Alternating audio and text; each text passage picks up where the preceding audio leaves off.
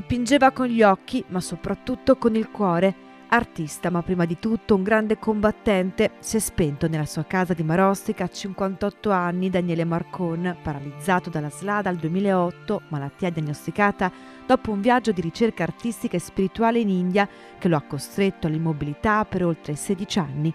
Ma Daniele non si è mai arreso, lottando a colpi di pennello. Con gli occhi, infatti, l'unica parte ancora mobile del suo corpo, dirigeva un computer, realizzando così le sue tele.